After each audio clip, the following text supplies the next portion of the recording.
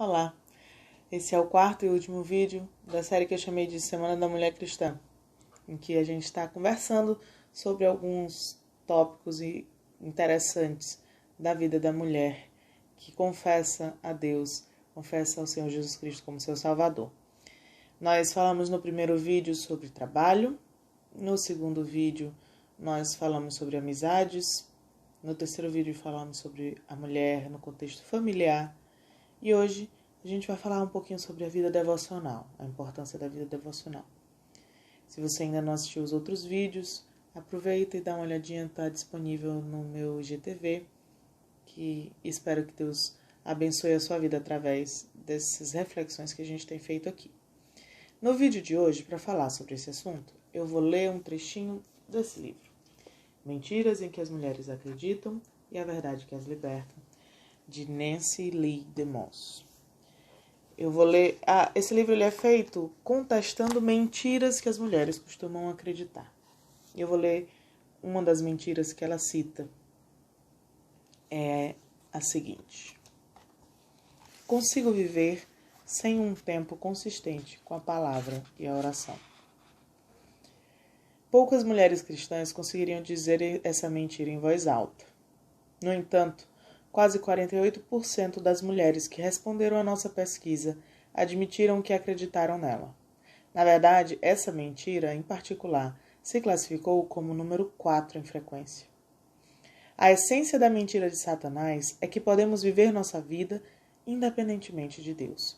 Não importa para o inimigo se acreditamos em Deus, se somos doutrinariamente ortodoxas ou se enchemos nossas agendas com um monte de atividades espirituais, desde que ele possa nos levar a viver de forma independente, em vez de viver na dependência consciente do poder do Espírito Santo. Se ele conseguir nos levar a tentar viver a vida cristã, sem cultivar um relacionamento íntimo com o Senhor Jesus, ele sabe que seremos espiritualmente impotentes e derrotadas. Se ele conseguir nos levar a fazer muitas coisas para Deus, sem conscientemente buscar a vontade de Deus por meio de sua palavra e da oração, podemos agitar muita poeira religiosa, mas não vamos causar nenhum dano real ao reino de Satanás. Se ele conseguir nos levar a agir com base em nossos próprios pensamentos e ideias, em vez de procurar a sabedoria que vem de Deus, ele sabe que acabaremos sendo sugadas para o modo destrutivo de pensar do mundo. Uma leitora que eu vou chamar de Ivete compartilhou o impacto que essa mentira exerceu em sua vida. Ela disse assim: quando passo um tempo na palavra e oração, minha vida diária parece fluir suavemente, mesmo com 3 crianças menores de 5 anos. Mas então, fico satisfeita comigo mesma, penso que mulher maravilhosa eu sou e paro de fazer isso uma prioridade. Antes que me dê conta, minha vida está um caos. Estou gritando com meus filhos e à beira do abuso infantil, tentando descobrir como acabei assim. E o que posso fazer para corrigir isso? Infelizmente, levo um tempo para perceber que não consigo, que eu preciso de Deus. As mentiras de Satanás fluem sutilmente, e se eu não estou na palavra, começo a acreditar nelas. Satanás sabe que se conseguir nos fazer viver de forma independente da palavra de Deus, nos tornaremos mais vulneráveis à mentira em todas as áreas da nossa vida. 6 vezes no Antigo Testamento, ouvimos que Davi consultou o Senhor. Isso está em 1 Samuel 23, versículos 2 e 4, capítulo 30, versículo 8, 2 Samuel 2, 1, 5, 19 e 23. Ele sabia que não era nada distante de Deus, que não poderia viver sem o Senhor. De fato, a primeira coisa que fazia todas as manhãs, antes de se voltar para os negócios do dia, era voltar seu coração para o Senhor em oração. O Salmo 5, versículo 3 e o Salmo 119 e 147 dizem assim: ó Senhor, de manhã ouves minha voz, de manhã te apresento minha oração e fico aguardando. Levanto-me antes do amanhecer e clamo, aguardo tuas palavras com esperança. Conheço o grande valor e a importância de passar tempo a sós com Deus em sua palavra e em oração a cada dia. Até escrevi um livro sobre o assunto. Porém, muito frequentemente volto minha atenção para os detalhes e as tarefas do dia, sem primeiro dedicar o tempo adequado para consultar o Senhor. Quando faço isso, o que estou realmente dizendo, embora eu nunca diga isso realmente, é que posso lidar com o dia sozinha, independentemente da presença, da sabedoria e da graça de Deus. Estou dizendo que posso fazer meu trabalho, cuidar da minha casa, lidar com meus relacionamentos e com minhas circunstâncias sem Ele. Esse espírito independente e autossuficiente é uma expressão de orgulho. A Bíblia ensina: Deus se opõe aos arrogantes. Tiago 4,6. Se eu caminhar no orgulho, devo estar preparada para a resistência de Deus contra mim e contra meus esforços. Às vezes tenho a sensação de que Deus está dizendo para mim: você deseja lidar com este dia sozinha? Vá em frente. O resultado? Na melhor das hipóteses, um dia vazio e inútil, vivido sozinha e dedicada a mim mesma. Na pior das hipóteses, que bagunça acabo fazendo com as coisas. Por outro lado, Deus dá graça aos humildes. Quando começo o dia me rebaixando e reconhecendo que não consigo fazer as coisas sozinha, que eu preciso dele, posso contar com a capacitação de Deus para me conduzir ao longo do dia. A verdade é que sem habitar nele, viver em união constante e consciente com ele e na dependência dele, não consigo fazer nada de valor espiritual ou eterno. Sim, posso executar muitas atividades, tomar várias decisões, mas vou acabar não tendo nada de real valor para apresentar pela minha vida. A verdade é que é impossível para mim ser a mulher que ele quer que eu seja, sem passar um tempo consistente cultivando um relacionamento com ele, na palavra e na oração.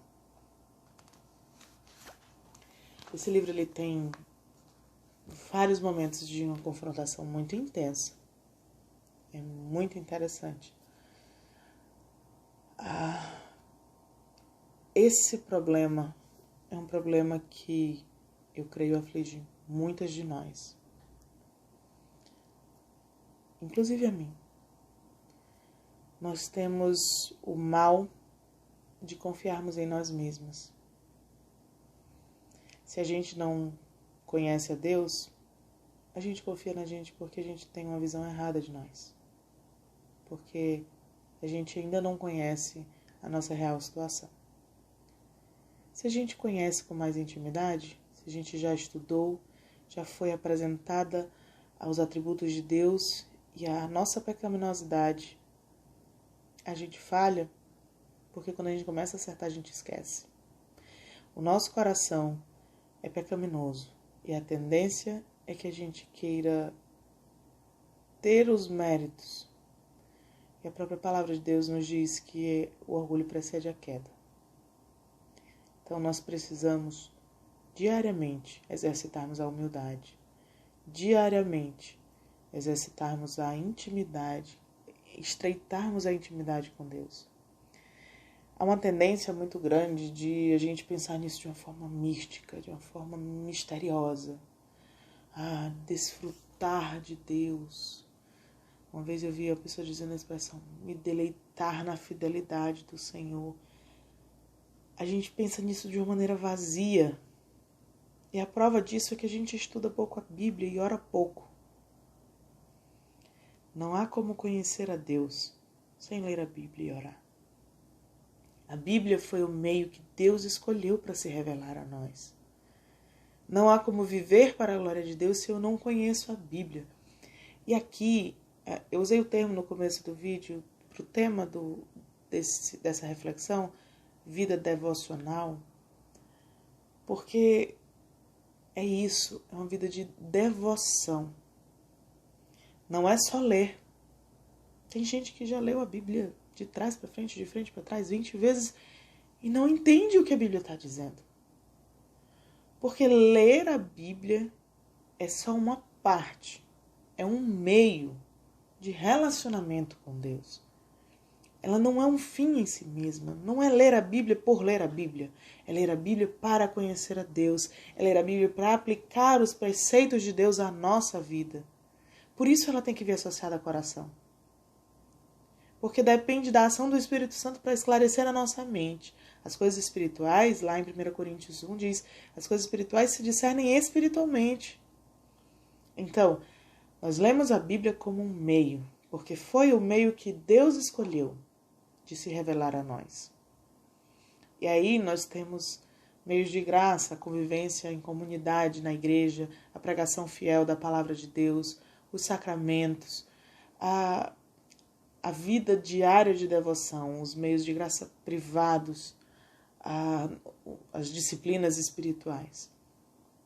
Tudo isso são formas que Deus nos deu de nos aproximarmos dele, de conhecermos mais a ele. E aqui eu queria também fazer uma ressalva, que também é muito comum nós vermos se falar sobre vida de oração, sobre a importância da oração, e esquecermos que a oração sozinha é vazia. Nós só vamos conseguir orar segundo a vontade de Deus, que é o que Cristo nos diz que vai ser a forma como nós vamos ser atendidos. É isso que é orar em nome de Jesus, é orar segundo a vontade de Deus, se nós conhecermos a Bíblia. A oração, segundo o meu coração, não traz intimidade com Deus. A oração segundo a Bíblia me aproxima de Deus. E aí nós falamos com Deus, nós nos submetemos a Ele porque conhecemos os princípios dEle e os preceitos dEle para a nossa vida. E Ele nos responde por meio da Bíblia, por meio da exposição da palavra, por meio da nossa vida de comunhão com Ele, nossa vida de devoção. Então, eu te conclamo a avaliar se de fato, como de fato tem sido a tua vida devocional. Se você tem dado o devido valor à leitura da palavra e à oração, à convivência em igreja, a congregar numa igreja fiel, a ser exortada pela pregação da palavra e a se submeter à vontade de Deus para a tua vida. Sem isso, você não vai conseguir uma identidade firmada no Senhor, na tua vida, no teu trabalho. Você não vai conseguir uma vida familiar saudável. Você não vai conseguir ter amizades que te conduzam a Ele, valorizar as amizades verdadeiras e ser uma boa amiga. Ser uma amiga que conduz outras pessoas a Deus. Esses foram os temas que nós falamos, mas esse princípio se estende a toda a tua vida. Sem relacionamento de intimidade com Deus, todo o resto se perde.